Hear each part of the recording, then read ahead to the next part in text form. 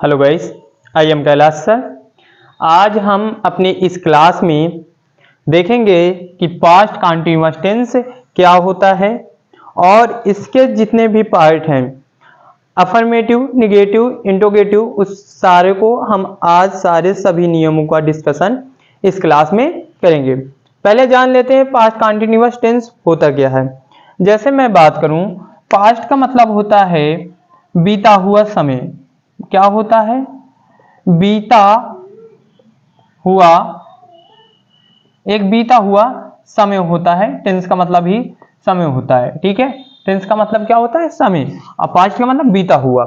और कंटीन्यूअस का मतलब होता है लगातार। क्या होता है? लगातार। सीधी सीधी बात करें तो पास्ट कंटीन्यूअस टेंस वे होता है जिसमें बीते हुए समय में किसी कार्य का जारी होना, किसी एक्शन जो होता है, एक्शन का जारी रहना। क्या होता है? किसी एक्शन का या किसी कार्य का जारी रहना पास्ट कंटीन्यूअस टेंस कहलाता है, क्योंकि पास्ट का मतलब ही बीता हुआ होता है और टेंस का मतलब होता है समय और कंटीन्यूअस का मतलब होता है लगातार, मतलब जारी रहना। इसीलिए पास्ट कंटीन्यूअस को कहते हैं कि बीते हुए समय में काम का जारी रहना ही क्या कहलाता है? पास्ट कंटीन्यूअस कहलाता है। अब बात करेंगे इसकी पहचान कैसे करेंगे। जैसे अभी हम चर्चा थोड़ी कर लेते हैं। जैसे मैं कहूं कि बच्चा सोया हुआ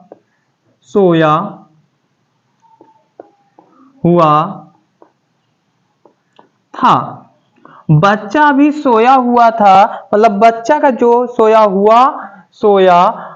हुआ था कि बच्चा भी सोया हुआ था, मतलब पास्ट में अभी उसका काम क्या है? जारी है। बच्चा भी सोया हुआ है। जैसे द चाइल्ड वाज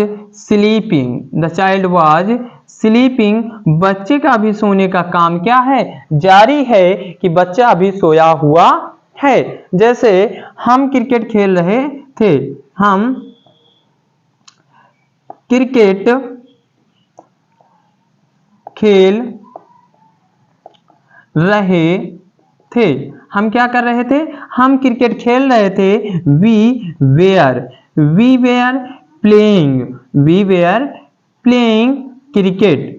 हम क्रिकेट खेल रहे थे, मतलब अभी जो हम लोगों का काम है, वो जो हम है, जो सब्जेक्ट है, इसका जो एक्शन है क्रिकेट खेलने का, वो अभी जारी है। क्या है? उसका अभी जो काम है वो जारी है। जैसे इसमें बात करूं, जो बच्चा है अभी सोया हुआ है। क्या है? अभी सोया हुआ है, अभी उसका सोने का जो कार्य है वो जारी है। तो कब? किसमें? बीते हुए समय में। किसमें? बीते हुए समय में जब काम का जारी होना पाया जाए उसे पास्ट कंटीन्यूअस टेंस कहते हैं। ये सिंपल सी थोड़ी थोड़ी बात हो गई। अब हम देखेंगे इसकी पहचान क्या होती है। पहचान देखेंगे कैसे।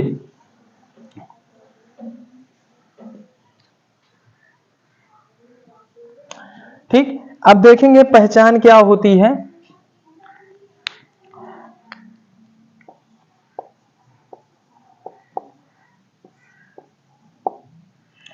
पहचान सिंपल से देखेंगे।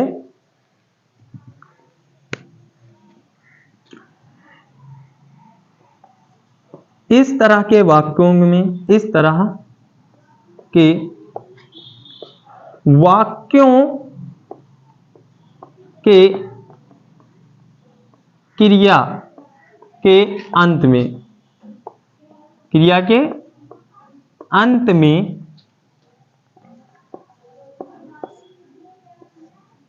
रहा था, रही थी, रहे थे, हुआ था, हुई थी या हुए थे। ऐसे शब्द लगे होते हैं। क्या लगे होते हैं? रहा था, रही थी, रहे थे, हुआ था, हुई थी या हुए थे। और भूतकाल में, भूतकाल भूत समय, भूतकाल नहीं कहेंगे, भूत समय में ऐसे कहते हैं, सॉरी बीते हुए समय में, सीधा सिंपल सी बात है, बीते हुए समय में, बीते हुए समय में कार्य का जारी रहना, कार्य का जारी रहना पाया जाए। क्या हो? बीते हुए समय में कार्य का जारी रहना पाया जाए, उसे क्या कहते हैं? पास्ट कंटिन्यूअस कहते हैं। अगर मुझे किसी भी टेंस की पहचान करनी हो तो यह सिंपल सा फंडा होता है कि हम ऐसे पहचान कर सकते हैं कि इस तरह के वाक्यों की क्रिया के अंत में रहा था, रही थी, रहे थे, हुआ था, हुई थी, हुए थे, बीते हुए समय में कार्य का जारी रहना पाया जाता है। ये तो हो गई सिंपल सी पहचान। अब बात करेंगे, अब मैं बात करूं इसकी, तो इसका जो मेन वर्ब होता है, जो वर्ब होती है, वर्ब में क्या लगती है? वर्ब में आईएनजी फॉर्म, या बात करें तो वर्ब की फोर फॉर्म का प्रयोग होता है। क्या होता है? वर्ब की फोर फॉर्म का प्रयोग होता है। वर्ब में आईएनजी या वर्ब की फोर फॉर्म का प्रयोग होता है। बात करें तो क्या होता है? प्रेजेंट पार्टिसिपल होता है। बात करें तो क्या होता है? प्रेजेंट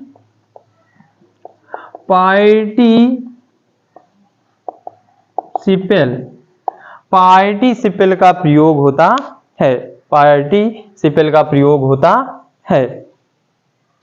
ठीक, इसमें क्या होता है? मेन जो वर्ब होती है, वर्ब के फोर फॉर्म या आईएनजी का प्रयोग होता है। दूसरा फंडा बात करें तो इसमें हेल्पिंग वर्ब जो होती है, वाज या वेयर, किसका? वाज या वेयर का प्रयोग होता है। हेल्पिंग वर्ब की बात करें तो वाज या वेयर का प्रयोग होता है, जिसमें वेयर का प्रयोग सिंगुलर सब्जेक्ट, मतलब सिंगुलर सब्जेक्ट के लिए होता है, सिंगुलर सब्जेक्ट के लिए होता है, और वेयर का प्रयोग प्लूरल सब्जेक्ट के लिए होता है। किसके लिए होता है? प्लूरल सब्जेक्ट के लिए होता है।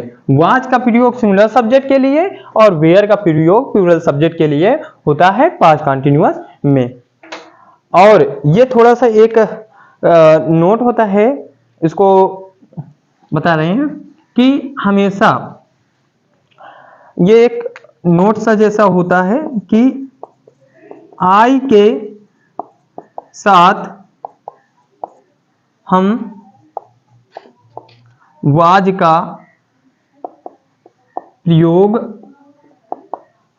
करेंगे। क्या करेंगे? आई के साथ हम वाज का प्रयोग करेंगे। ये तो हो गई अब एक पास्ट टेंस की, पास्ट कंटीन्यूअस टेंस की पहचान और हेल्पिंग वर्ब और मेन वर्ब की बात। अब देखेंगे इनको करा कैसे जाएगा, अफर्मेटिव में, निगेटिव में ऐसे किया कैसे जाएगा, देख लेते हैं।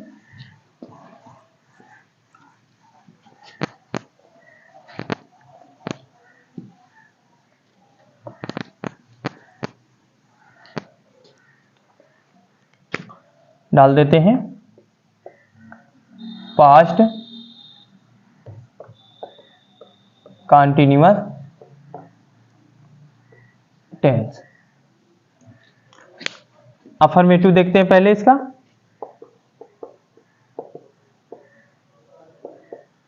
Affirmative sentence,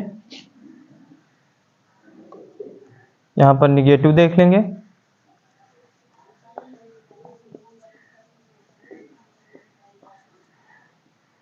negative sentence,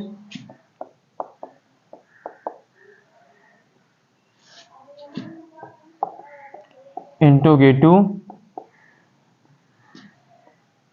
sentence. यहां पर बात करें फर्स्ट टाइप, किसकी बात करेंगे? फर्स्ट टाइप की बात करेंगे कि फर्स्ट टाइप क्या होता है। फिर बात करेंगे सेकेंड टाइप। ठीक है, क्या बात करेंगे? सेकेंड टाइप इंट्रोगेटिव की। नियम लिख देते हैं सारे में। अगर अफर्मेटिव सेंटेंस की बात हो तो सबसे पहले हम क्या लिखेंगे? सब्जेक्ट, फिर वाज या वेयर हेल्पिंग वर्ब लगाएंगे, फिर वर्ब की जो होती है यहाँ पर मेन वर्ब लिखते हैं। मेन वर्ब की फुल फॉर्म, फिर ऑब्जेक्ट, फिर अदर वर्ड, ये होता है नियम किसका, अफर्मेटिव सेंटेंस का। निगेटिव में क्या करेंगे, सब्जेक्ट वाज या वेयर, फिर नॉट या निगेटिव वर्ड नेवर का भी प्रयोग कर सकते हैं, फिर मेन वर्ब की फुल फॉर्म, फिर ऑब्जेक्ट और फिर अदर वर्ड। इसका प्रयोग करेंगे क्या, सब्जेक्ट वाज या वेयर, फिर नॉट या नेवर, फिर मेन वर्ब की फुल फॉर्म, ऑब्जेक्ट और अदर वर्ड। इंटरोगेटिव की बात करें तो सबसे पहले वाज या वेयर का प्रयोग करेंगे इंटरोगेटिव फर्स्ट टाइप में, फिर सब्जेक्ट, फिर उसके बाद मेन वर्ब की फुल फॉर्म, फिर ऑब्जेक्ट, फिर अदर वर्ड, फिर question mark. Interrogative second type की बात करें तो सबसे पहले हम क्वेश्चन वर्ड लिखेंगे, फिर वाज या वेयर। बस ये इंटरोगेटिव फर्स्ट टाइप का ही स्वरूप होता है, बस इसमें क्या होता है कि क्वेश्चन वर्ड पहले लिखते हैं, मेन वर्ब की क्या लिखेंगे, फुल फॉर्म, फिर ऑब्जेक्ट, फिर अदर वर्ड, फिर क्वेश्चन मार्क। ऐसे फंडा करेंगे interrogative first type, interrogative second type, affirmative और निगेटिव। अब इनके एग्जाम्पल की बात करेंगे कि इनके एग्जाम्पल कैसे होंगे।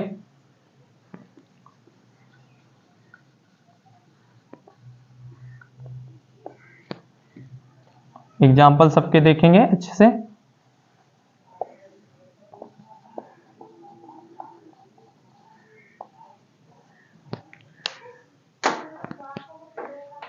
जैसे हम बात करें अफर्मेटिव पास्ट कंटीन्यूअस टेंस का, अफर्मेटिव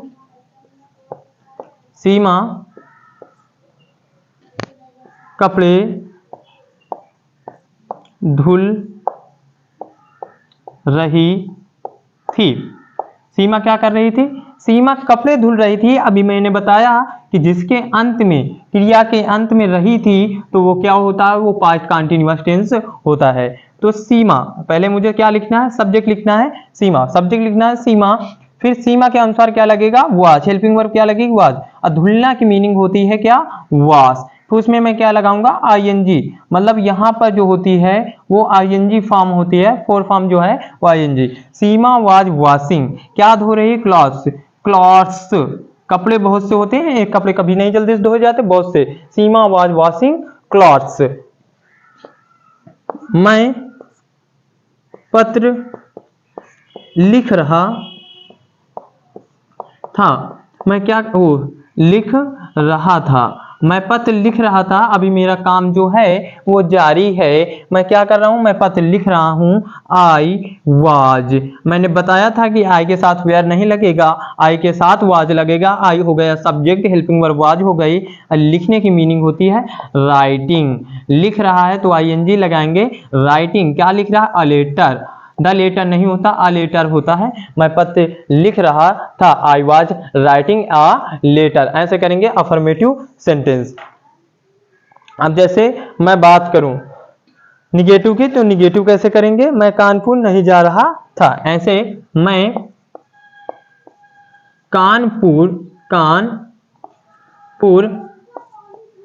नहीं जा रहा था। मैं कहाँ नहीं जा रहा था, मैं कानपुर नहीं जा रहा था। मेरा जो काम है कानपुर जाने का वो अभी नहीं हो रहा है, मतलब जारी तो है, नहीं हो रहा है।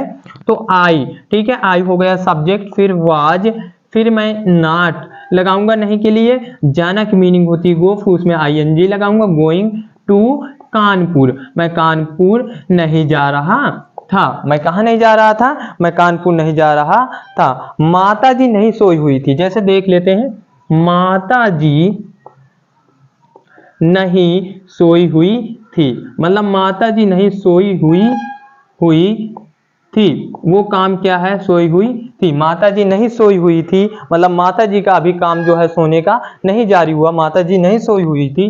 द मदर, क्या, the mother was not sleeping, the mother was not sleeping, माता जी नहीं सोई हुई थी, the mother was not sleeping. ऐसे करेंगे निगेटिव वर्ड। सबसे पहले क्या लिखेंगे, सब्जेक्ट, फिर वाज या वेयर लगाएंगे सब्जेक्ट के अनुसार। ये किन के अनुसार लगते हैं, सब्जेक्ट के अनुसार बदलेंगे, फिर नहीं आए तो नॉट, कभी नहीं आए तो नेवर, फिर मेन वर्ब की फोर फॉर्म मतलब इसको आईएनजी फॉर्म, ठीक है। फिर ऑब्जेक्ट का प्रयोग करेंगे, फिर अदर वर्ड का। अब इंट्रोगेटिव सेकंड टाइप देख वो इंट्रोगेटिव फर्स्ट टाइप देखते हैं। क्या करेंगे, वाज या वेयर, फिर सब्जेक्ट, फिर मेन वर्ब की फोर फॉर्म, फिर ऑब्जेक्ट, फिर अदर वर्ड, ऐसे करेंगे।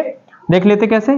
क्या तुम वहां जा रहे थे, क्या तुम वहां जा रहे थे। वहां तुम के अनुसार क्या लगेगा, वेयर, वेयर फिर यू। मैं क्या लगाऊंगा, पहले हेल्पिंग वर्ब वेयर, फिर सब्जेक्ट यू। जाना की मीनिंग क्या होता है, गो, उसमें क्या लगाऊंगा, मतलब फोर फॉर्म मतलब आईएनजी, गोइंग, कहाँ, वहां, going there, going there, were you going there, were you going there, क्या तुम वहां जा रहे थे। जैसे हम बात करें, क्या राधा खाना पका रही थी, क्या राधा खाना पका रही थी, क्या राधा, यह बात करूं, क्या राधा खाना या भोजन पका रही थी, पका रही थी। तो इनको कैसे करेंगे, हमने बताया भी था, पहचान भी बताई थी कि लास्ट में रहे थे, रही थी यार, तो वो क्या होता है, पास्ट कंटिन्यूअस होता है किसके, वर्ब के, क्रिया के अंत में, ठीक है। राधा के अनुसार क्या लगेगा, वाज, ठीक है। फिर मैं क्या लिखूंगा, राधा क्या है, एक सब्जेक्ट है, ठीक है। पकाने की मीनिंग क्या होती है, कुक, उसमें क्या लगाऊंगा, आईएनजी। राधा क्या होता है, राधा कुकिंग फूड। अब बात करें तो फूड के पहले जब वाह की इसके कुकिंग के बाद आता है तो आर्टिकल नहीं लगता, ठीक है। तो वाज राधा कुकिंग फूड, ऐसे करेंगे इंट्रोगेटिव सेकेंड और फर्स्ट टाइप। अब इंट्रोगेटिव सेकेंड टाइप की बात करते हैं, तो कैसे करेंगे इंट्रोगेटिव सेकेंड टाइप। जैसे मैं बात करूं, तुम्हारे साथ कौन पढ़ रहा था, ठीक है।